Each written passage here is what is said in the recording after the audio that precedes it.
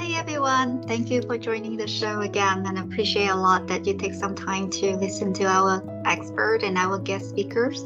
Today is a wonderful day and we're having David on the show. So hello David, how are you doing? Hello. I'm doing very well, and I am so glad to be with you both. We are so much grateful to have you on the show, and it's our culture that our guests and our speaker can introduce about themselves, and they're going to be honored for us. Would you please share with us a bit about yourself, David? Absolutely. My name is David Dye. I'm the president of a global leadership development firm called Let's Grow Leaders, and we work with leaders around the world to help them get breakthrough results they can be very proud of, but in a human-centered way. So we like to say, helping managers get results without losing their soul or their mind at work. So that's the work we do. Also an author. I've written 6 books and working on another one right now. Wow.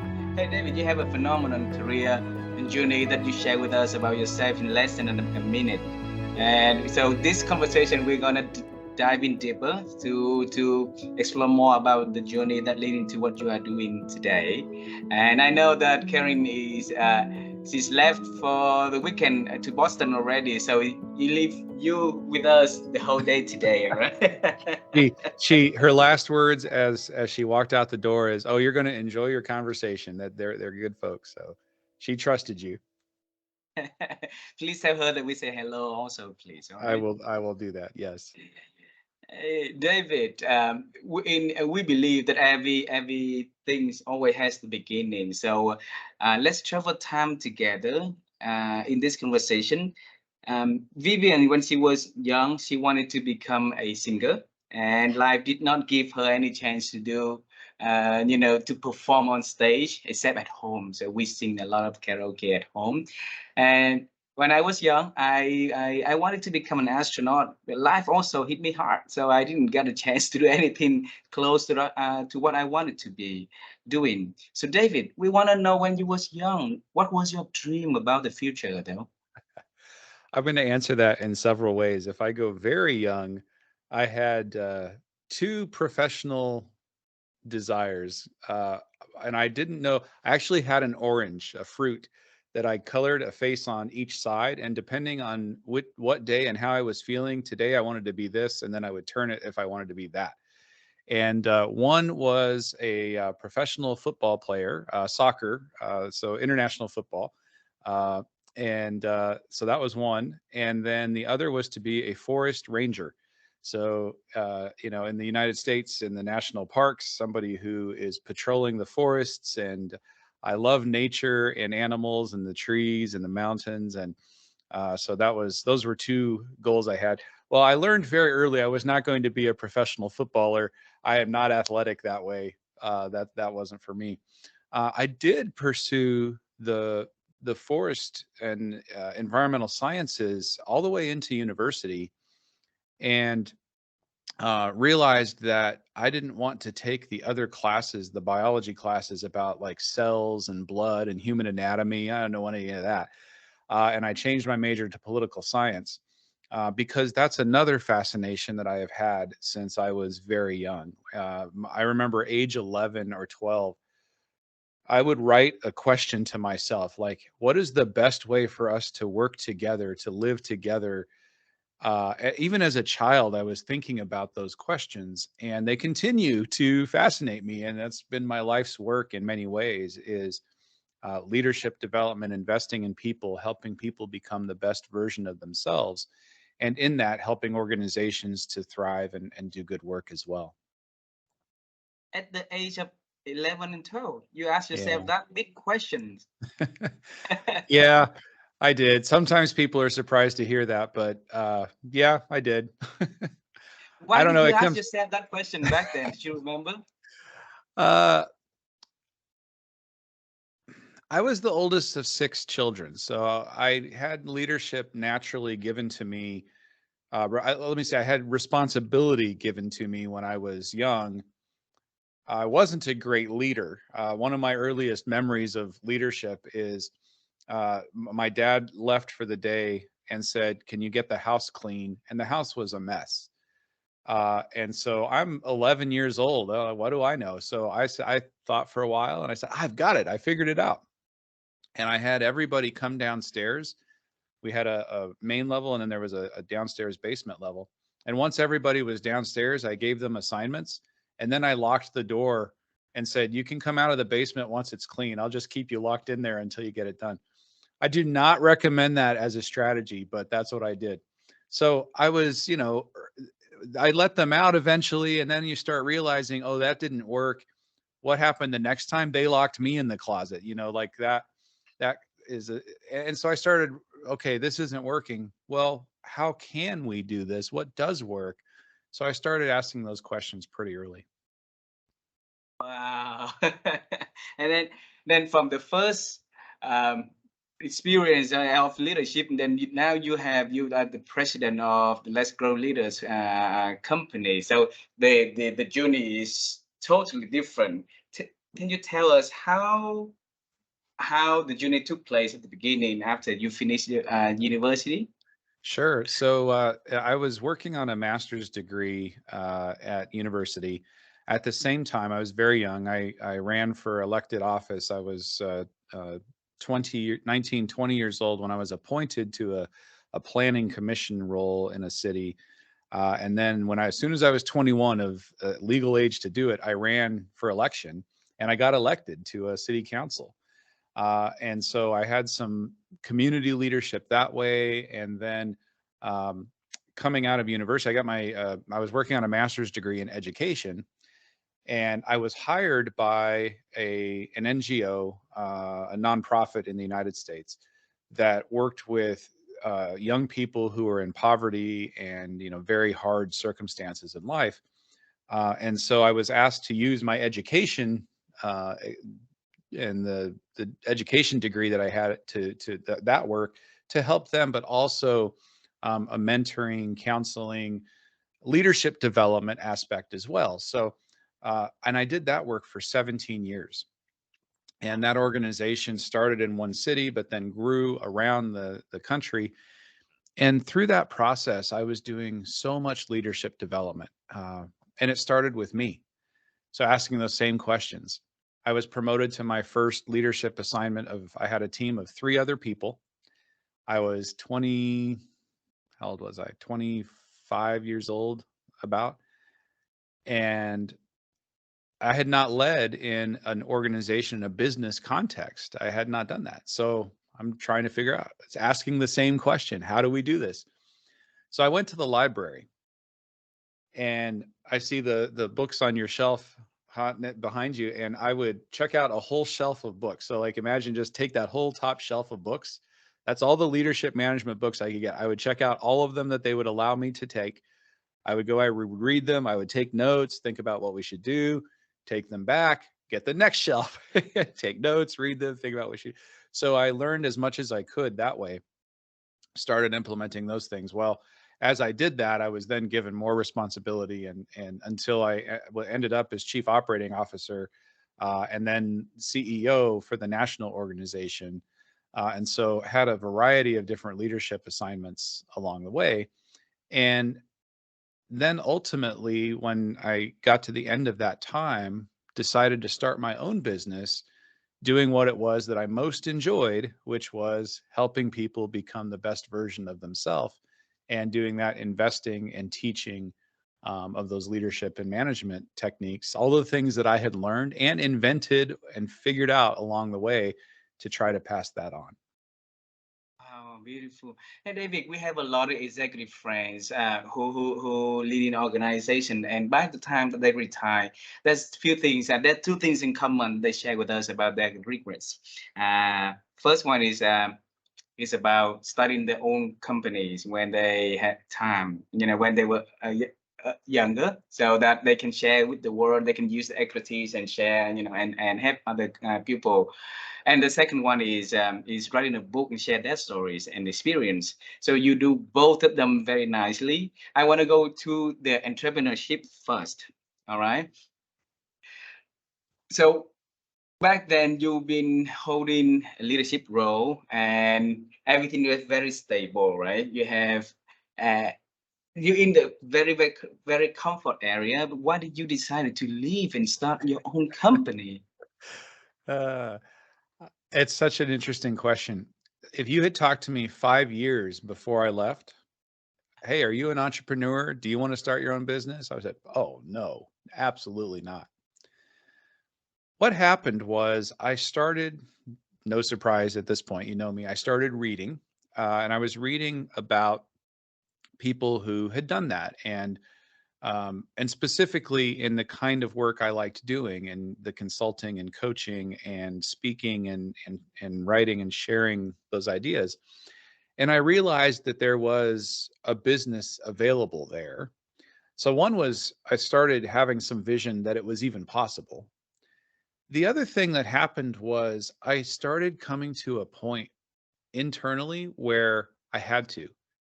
And I don't know quite how to explain this except to say I started to have an unrest inside Wow. that if I didn't do this, I was no longer in alignment with myself.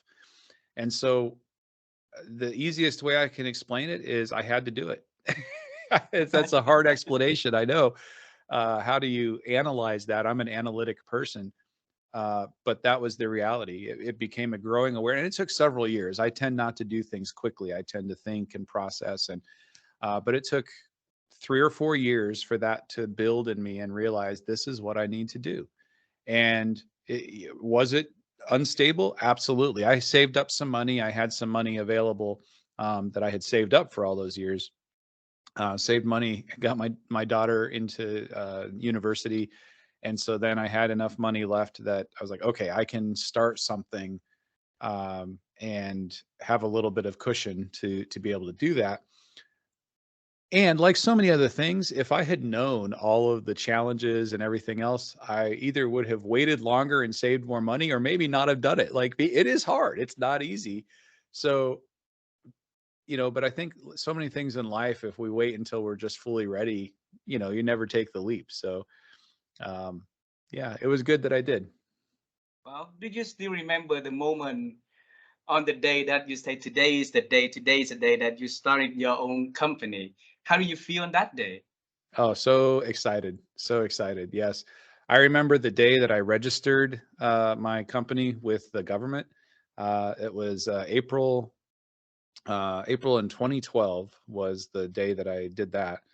And then the day that I left, I can tell you the exact day and time. I left my final day in that role was July 31st of 2012, and I finished the day at 11:30 a.m. in the morning. And I said goodbye to everybody, got in the car, and I drove to a seminar where there was a longtime expert in our city teaching a course in some of the things I wanted to do. So I left, walked out the door, drove to a class to start learning more about what I was doing next. So in your plan, what was your plan of doing next, David, back then? The plan of what I was going to do next was to help people, as I said, become the best version of themselves in a combination of coaching, consulting, leadership development, and training, those kinds of expertise. And I did all of that. I facilitated strategic planning sessions for boards.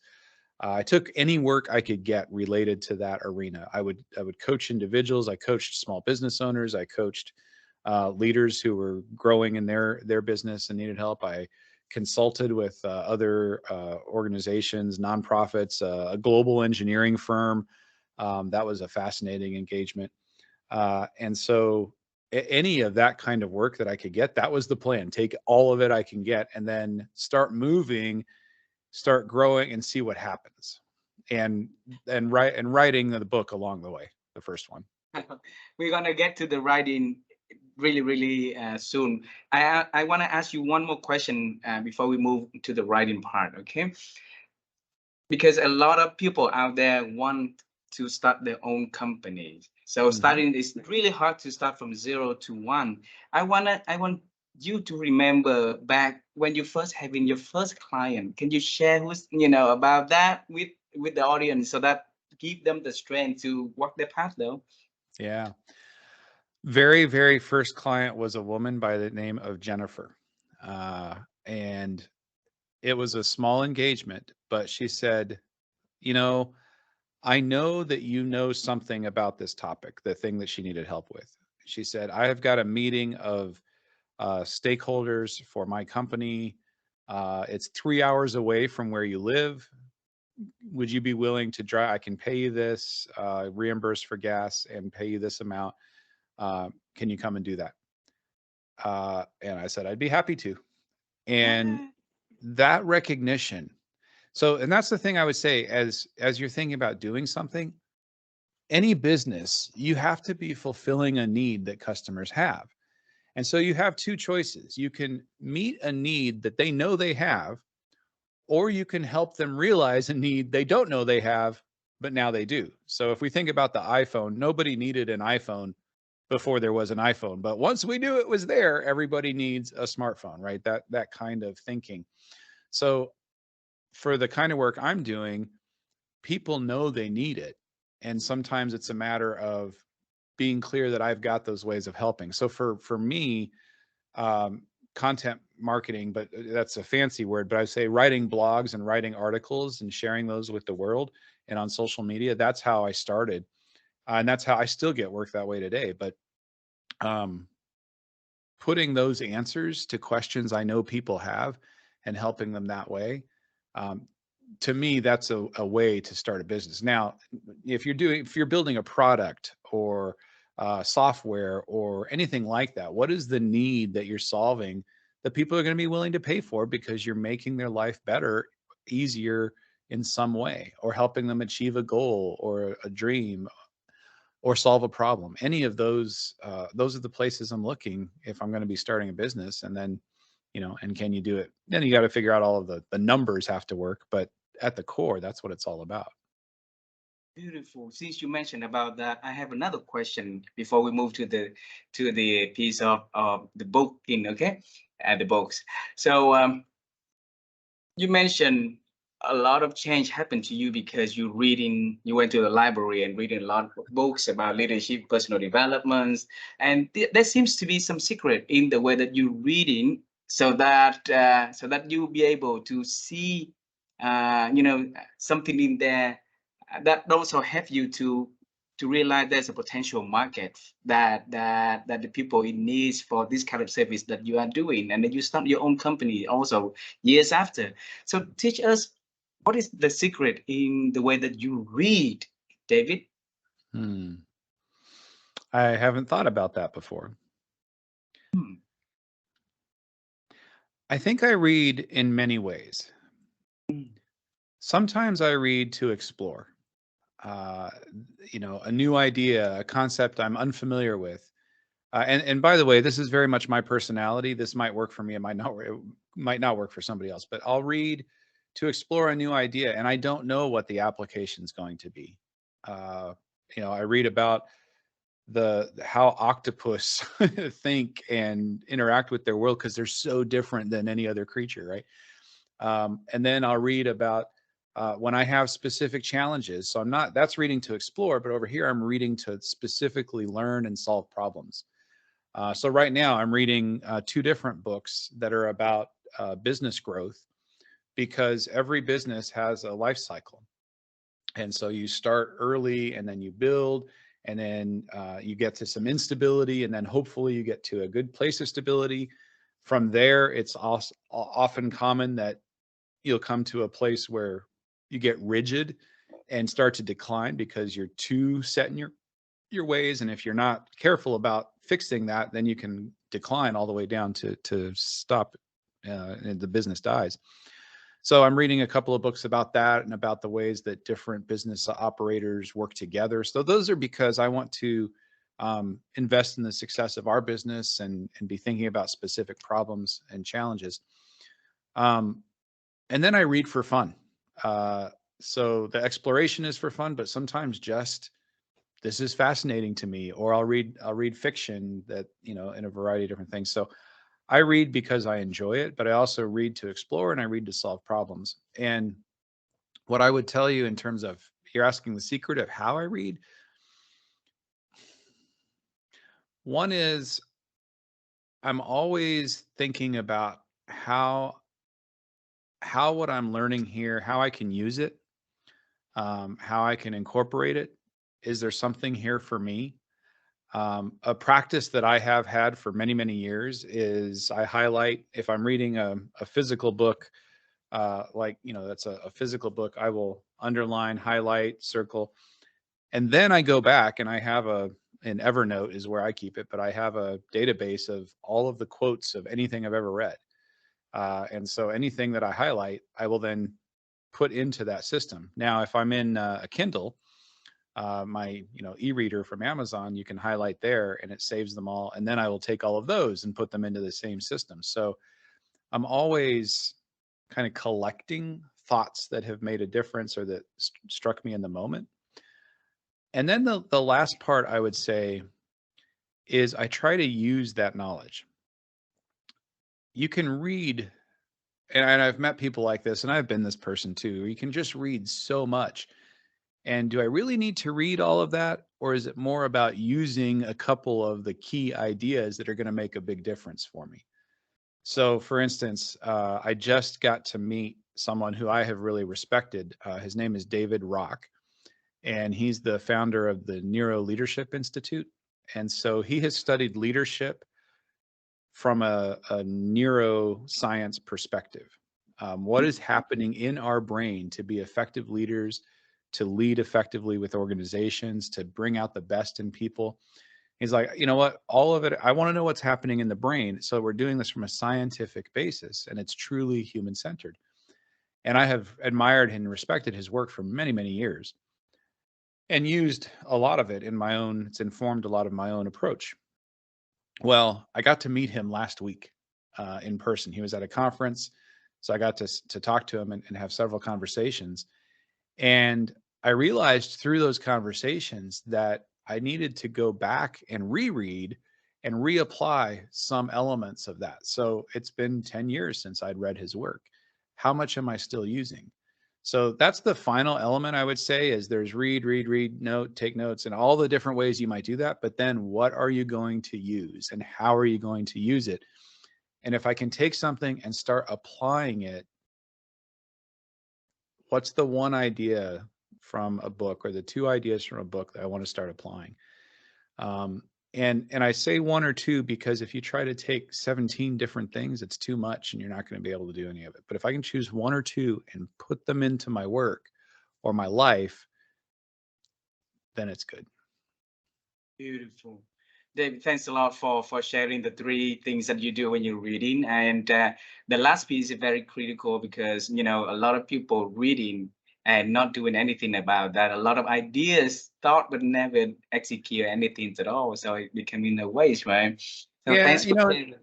the other thing I'd say about that is there's another type of reading I do as I'm thinking about it, and that's reading for inspiration. And sometimes I will read about I'm developing into a runner. I don't know that I'm a runner yet, but I just did my first ultra marathon last year. Did Wow. a 50K, 50 kilometers, yeah, which was so fun. But sometimes I'll read about runners and their journeys, not to learn a specific technique or how to do it, just for inspiration, just for motivation. And so that's another way of reading in business or life or anything. So I add that too. Beautiful. Thanks for sharing that. And that is the purpose of what Viv and I are doing. So we're running these shows to bring your stories as a way to motivate and inspire people so that they can, have the courage to do what they are doing. And since I mentioned the word courage, I just want to share with you that the past couple of months in Asia, specifically in Vietnam, there's a lot of seminars, a lot of, like kickoff meetings by, big companies, and the word courageous has been mentioning a lot. So whenever we attending those kind of meeting, I always remember about your book, Writing with Caring about courageous, all right? So let's talk about the journey of writing. Yes. Okay. So by the time that you left organization, starting your own company, how the path of writing came in between came. Yeah. So I actually started writing a blog, I want to say 2009. So this would be 3 years before I ended up leaving and starting my own business. And I started that blog because I was teaching leadership, teaching management, but as the organization grew, I couldn't spend enough time with people. The United States is a big place. I could not get around to everybody. I couldn't talk on the phone with everybody. So what could I do? I started writing, and I would write 3 times a week. And so two of those would be wisdom lessons I wanted to share. And then every Friday I would write a book review. So, I had read many, many leadership books. So I wanted to share some of what I found useful about those and highlight those. Plus, it was a way to build relationships with other leadership authors. And they say, "Oh, thank you for promoting my book." And then they would promote my blog, and so it would work nicely that way. So I started doing that for 3 years before I went out on my own. And I actually had, like, as I mentioned, Jennifer, who was the first client I ever had. She asked me to come and do that. I hadn't even left my company yet. So I took a day off from work to go do her thing, take PTO to do that. So that was the start of writing, was consistently getting, and I think consistency is part of the key. People, I get asked about writing all the time by people who say, "Hey, I want to write. I want to do a book. I want to do what you do." And the number one thing if you think you're a writer, writers write. Writers write. So write every day, 3 times a week, whatever your practice is, to be disciplined about that and keep to it. Some days you're going to write stuff you don't like, and that's okay. You have to write that in order to write the good stuff. And so I remember a conversation that I was having with a very good friend of mine who is a science fiction author. And we were having a beer one afternoon, and this was before I started the blog. So this would have been, maybe summer of 2009. I said, I really want to write. I want to do this blog, but I'm worried. He said, "What are you worried about?" And I said, "Well, I'm worried that my thoughts, whatever I write today, it's not going to be good enough for what I believe in 3 years from now. But now it's out there. And if I wait 3 years, I'm going to know more. I'm going to learn more. I'm going to write better." And the way, and without using the bad words, but the way that he said it is, "You're right. Some of what you write is going to be crap. It's going to be bad, but you have to write the bad stuff in order to write the good stuff. So start." And you know what he did? He gave me permission to be bad, that I didn't have to be perfect, that I didn't have to do everything right the first time.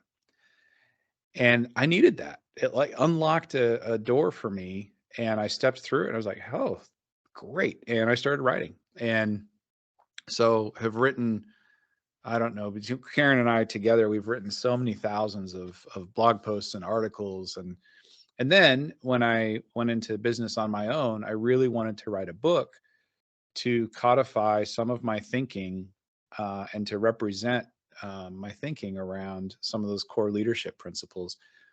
And so I started writing that book. And I can go into that process, but let's see where you want to take the question next.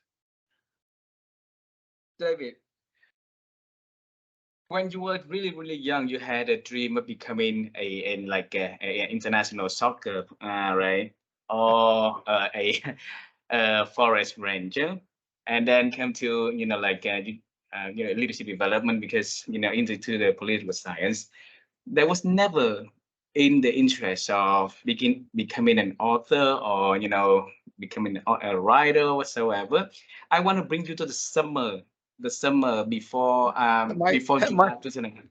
that might not be Uh, true. I might have always wanted to be an author. I think oh, uh, you do? I think so. It was not a profession that I imagined as a career goal. It was something that I've loved reading since I was a child, and so the idea of writing a book, I always wanted to. But there were two things that I thought. One was my writing teachers in school when I was young came from a tradition that they didn't reward creativity. They were only looking at the punctuation and the grammar. And so that squelched my creative writing pretty early. I now write creatively on my own just for fun, but it took me a while to get back to it. And then there's nonfiction writing, and this was the way I thought. It's pretty funny. The way I thought about it was, I have to live a while before I can write nonfiction. There's these people that try to start writing nonfiction when they're 20 years old. I'm like, I'm 20, I don't know anything. This was the way I thought when I was 20. Like, I'll wait till once I get to 40, then I'll know enough to start sharing it with the world. Well, I actually started about when I was 30. Uh, and I went to a meeting. I think it was at a church I went to, and I heard somebody talking about sharing what you have to share with the world. And it was another one of those where it was like, okay, I need to start writing. So I always had wanted to write, but I never saw it as a career path. Now it's so integrated in that career. Absolutely. But it took some encouragement, some motivation, some unlocked doors to allow me to get there. Who was the gentleman that had beer with you in that summertime? Yeah. His name is Matt. Matt. He's probably my very best friend, apart from my wife. I've known him since 7th grade. Well, why did you choose to talk to Matt and ask him about writing? Because he was a writer himself, and he had Ah, been a writer since I'd known him. I mean, in high school, we went to 7th, 8th grade, all the way through 12th grade in the U.S. together. And the whole time I knew him, he was always writing something, stories, fiction, always poetry, uh, and and then he got to write other things. He is a published science fiction author and editor, and so he had experience. And whenever I want to learn something, I try to talk to somebody who has experience.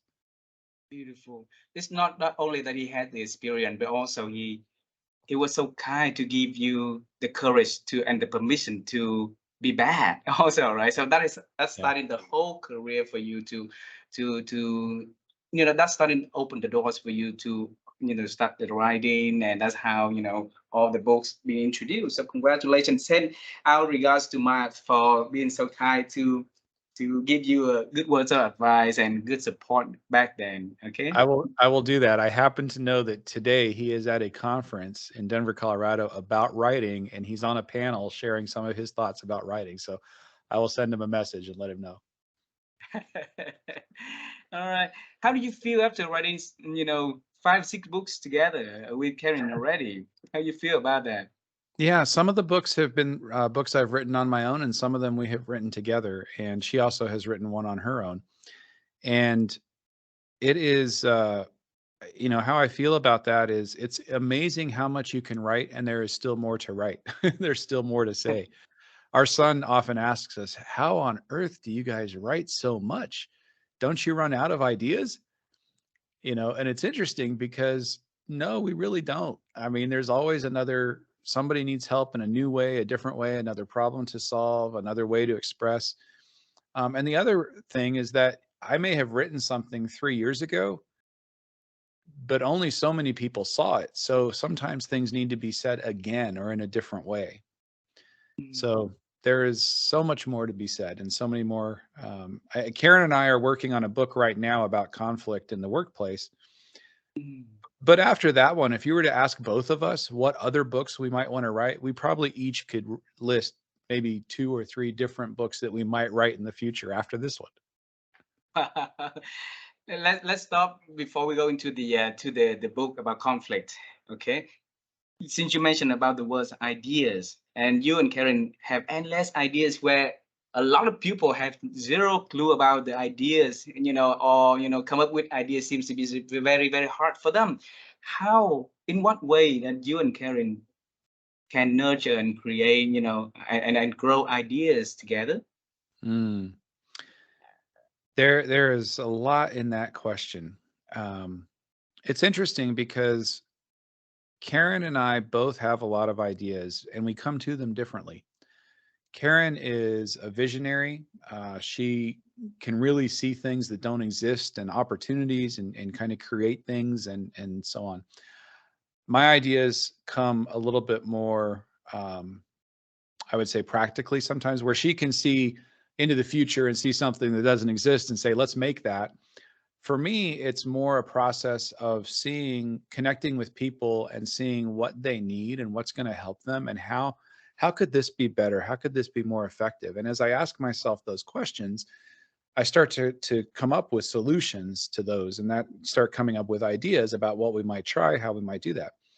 And as Karen and I work together, and this can be very powerful for those of you, and you were asking earlier about starting your own business. There tend to be two types of people. There's in small startup businesses, you've got the visionaries, and you've got the operator, the person who integrates everything. Karen is the visionary. I'm that operator integrator in our business, and that ability to integrate can be really, really powerful in the nurturing of ideas. Now, part of it is, okay, you have to filter, because Karen will have 100 ideas.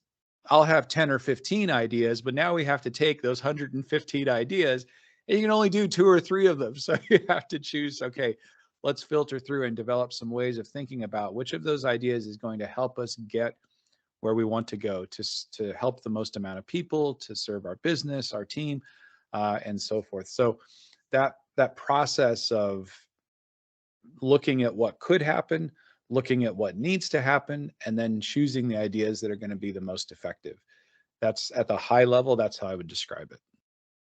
So how, with that personality differences, how would you and Karen be able to deal with conflicts or get into agreements when she has so many ideas to run, and you are really a practical person to evaluate ideas and see what works and what not? You have to have respect for one another, and curiosity for one another. And I think part of the answer, and we have spent a lot of time thinking about this question that you're asking, and learning about our own process.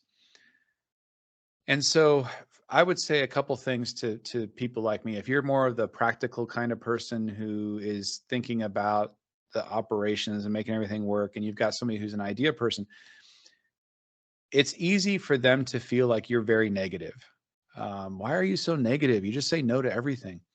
I was at this conference last week talking to somebody like that. He's also at a husband-wife team, and he's the practical one. He said, my nickname is Dream Killer. I'm the dream killer. We were laughing. But the idea is, I'm not trying to kill any dreams. What I want to do is use language like this. Wow, that's an interesting idea. That's a fun idea. And so first I'll just let it sit, just acknowledge, wow, that's a fun idea. And some of those just float away. They're like butterflies or clouds, like, oh, there's an idea, and it goes on. Other times, then there's going to be some that she might bring 2 or 3 or 4 times. Like, okay, she really cares about this one. This is a real one. Let's talk about it. Okay, so now I'm going to talk about it. Now, I may immediately, what happens in my brain typically is I go, oh, okay, if we're going to do that, well, here's 2 problems. Here's another thing we're going to have to figure out. Like, in the moment of the idea, that's what's happening in my brain. I'm already having all of that happening, like this, that. Where for her, let's explore, let's think about this. So the caution, if you're like me, don't shut it down. Instead, approach it like this. Wow, that's a fun idea.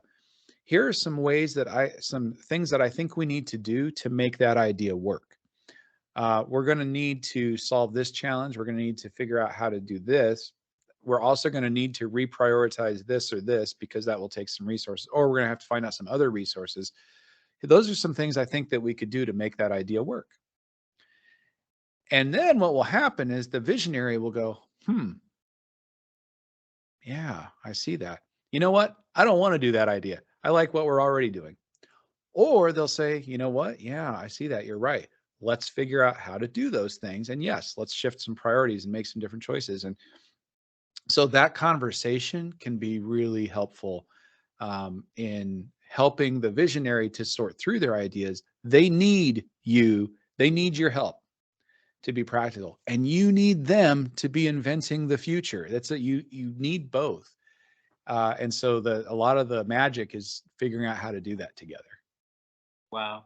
I wish Karen is was here so that I can ask her, what about her side of the story also. What would she react to when you keep giving, like take things slow? So can you answer that question on her behalf since you've been Sure. with her for so long?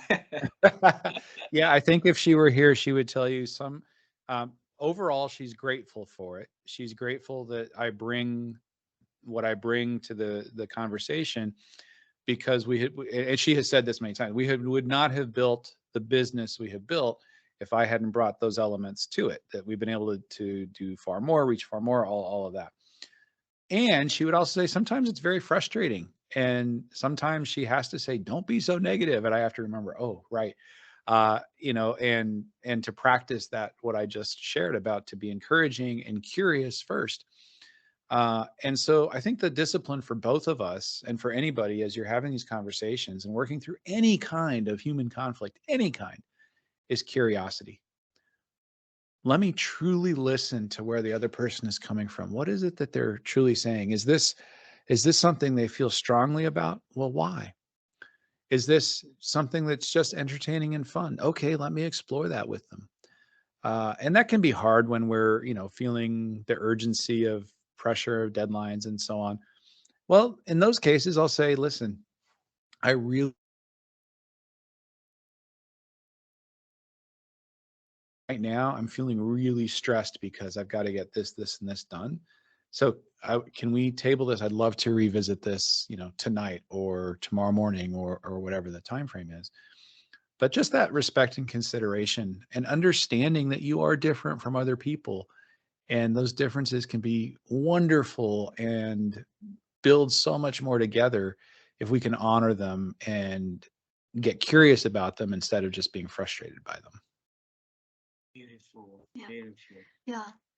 David, I just have a curiosity question. So when you was 11 years old, you asked your sibling, how can we do it together?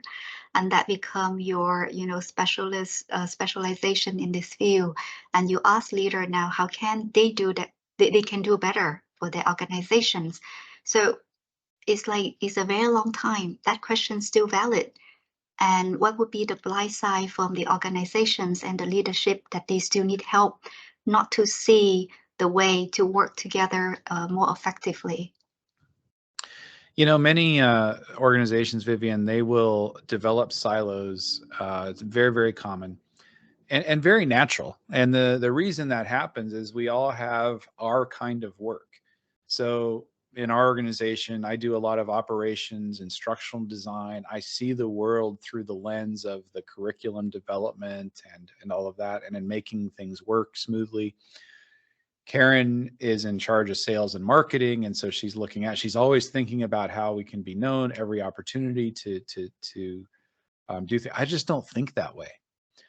I'm good at the things I'm good at, and she's good at the things that she's good at. And there is a tendency in every organization for us to focus narrowly on the things that we're really good at. And so those blind spots develop. What good organizations do, what effective leaders do, and effective managers is they realize that my job is only partly looking at what I'm doing. It's also to be looking across and engaging with other people and asking those questions of one another, learning how does what I was just working with a global technology company a couple weeks ago, and their EMEA head for Europe, Africa, Middle East, Asia. He said one of the most important questions anyone in my division can ask is any leader: how does our work affect other people in this organization? How does it affect other teams?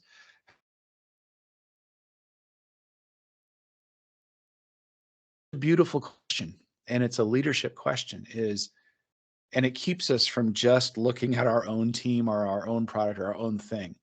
Is if we can consistently be asking that of ourselves and of our teams, then it forces us to lift our gaze and go, oh, okay. And that is half of the work.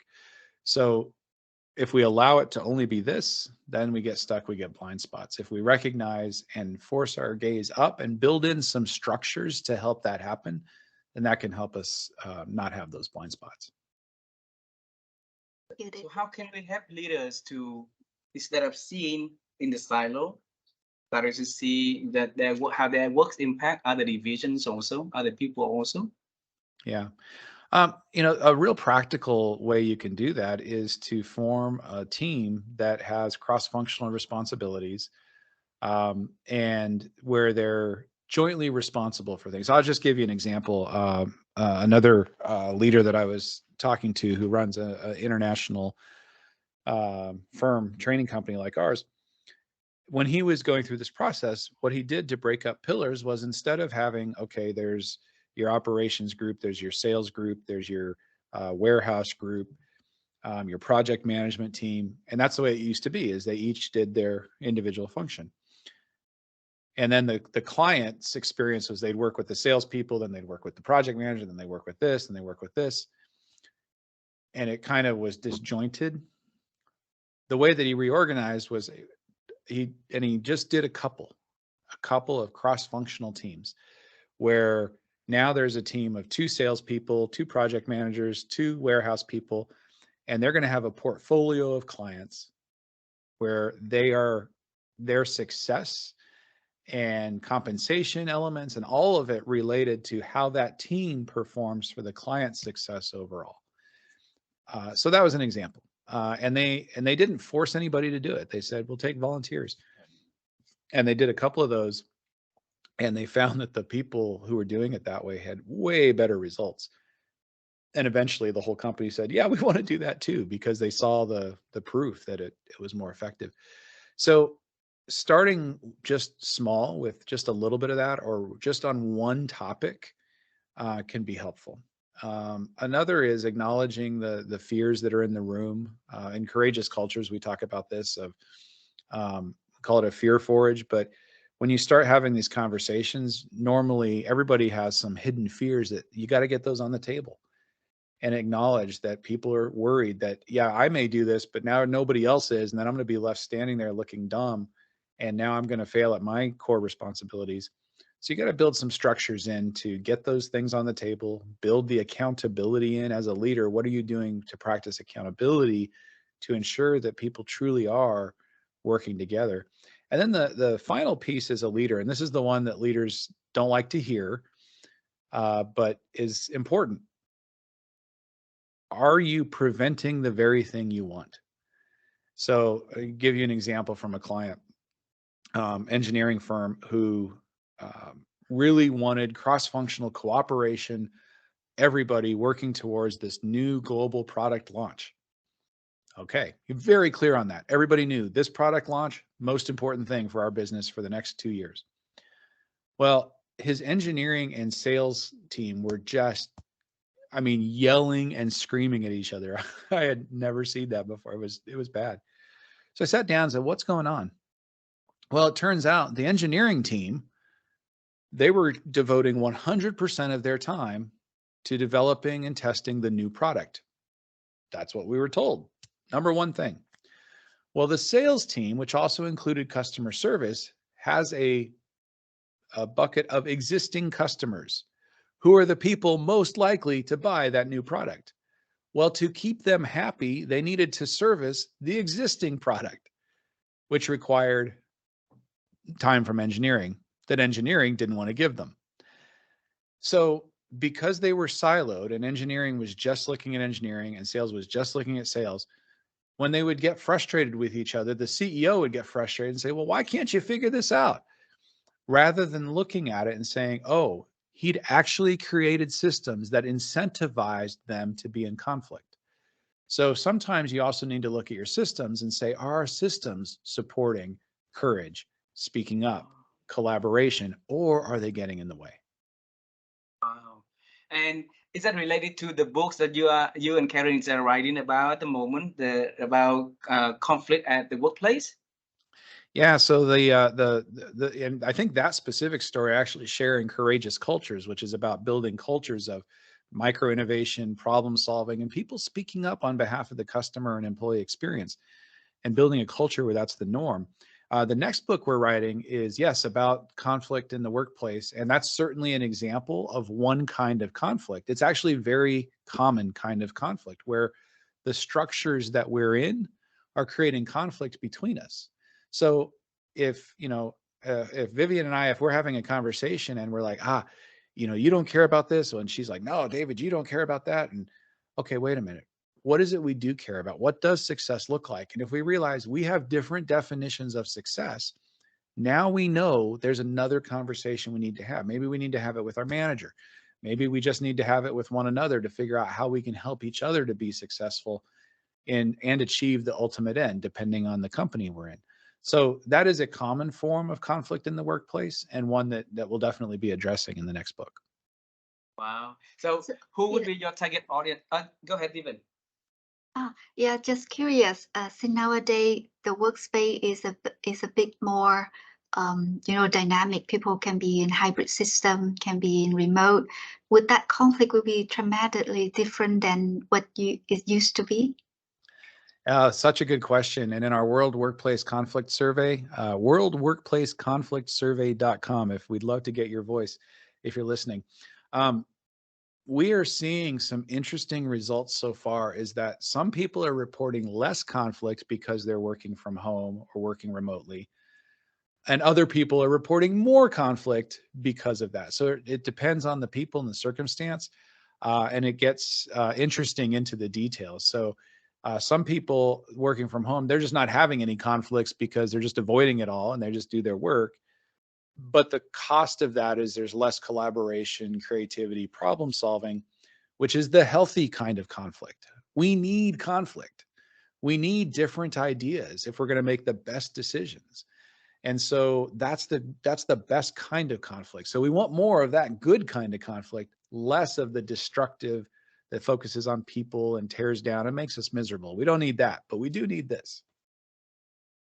Mm.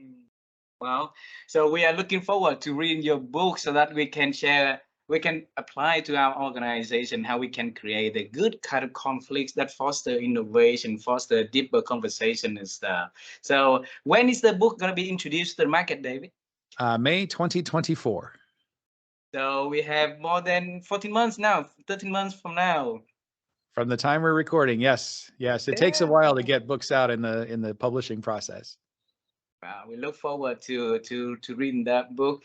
I have one last question for you today, and I will reserve the last questions about thinking for Vivian to ask you. So Vivian, can you help? Yes. So David, I learned a lot from your side that since the day that you started to do something, you learn a lot through reading. And this is something that we wrote for the book is thinking with the letter K, knowledge. And it seemed like knowledge kind of builds up a lot for the process of thinking, and then you select it from there. And a lot of people would be saying that they are thinking, but they may not equip themselves, to think properly. And you are the thinker. You think a lot how to do it, how to improve things. And we would like to pick your brain on that process. How would you help yourself to expand the thinking? Yeah. There's always somebody who knows more than you do. Who are those people? So that is one of the things that I have believed in, I think, my whole life. I want to learn something. Who knows this thing? Somebody knows it, and they're at least they know it better than I do. And I want to find those people. And sometimes that means reading a book. Sometimes that person is dead, and they lived 100 years ago, but they still have that knowledge. And so a book can do that for me. Sometimes they are here today, but it's going to be hard for me to reach them. So maybe I read their articles or things, or and again, reading or watching their videos or listening to their podcasts, depending on how you like to get information.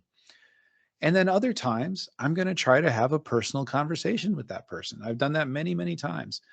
And so one of my kind of rules when I'm trying to do something, if I hear it 3 times that this is the thing to do, I try to take action on it. So two of the books I'm reading right now, it's because I've heard of one of them. I heard it again. I heard it again. That third time, like, I got to read it. I'll learn something. Too many people have told me you need to do this. Like, okay. And so to learn who is it that knows what it is that you want to do? Find those people. And if you truly exhaust that and there isn't anybody who knows, okay, now you're in a place of creativity and invention, and that's a good place to do. So is there anybody with anything similar that you can learn from?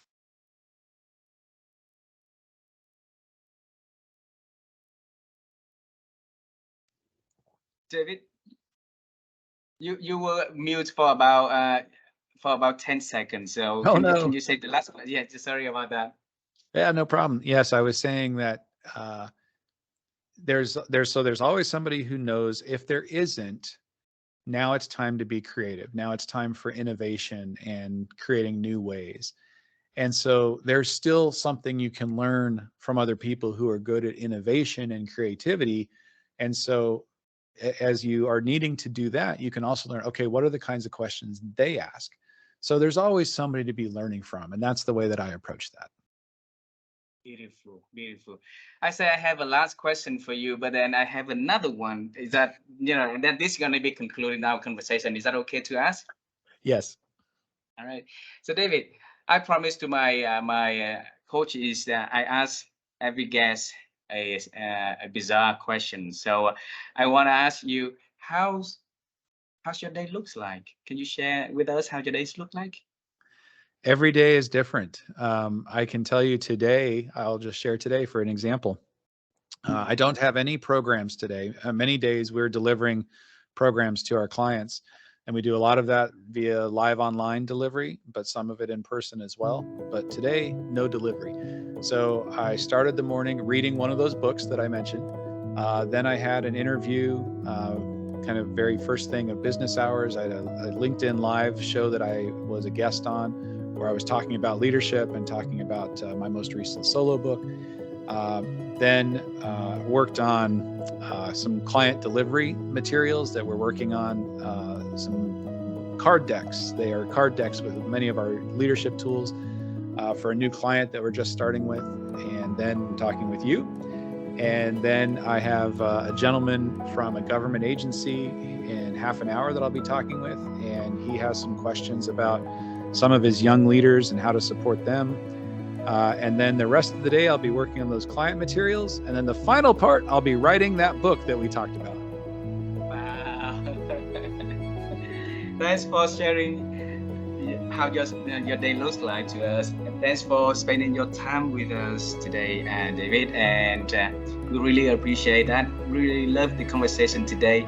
Please say hello to Karen, to Matt. And if Jennifer is still there, around, you still have connection with her, please send her a message and say thanks for being the first client of yours, David. Okay, right? I will tell her. You have a wonderful day, and I hope to see you and Carrie in Vietnam in person one day. Okay? Oh, it would be our pleasure. Thank you, Vivian, so much for having me on the show. I really appreciate it. Thank you Thank very you, much. David. Have a beautiful day. Take care now. Bye-bye. Bye-bye.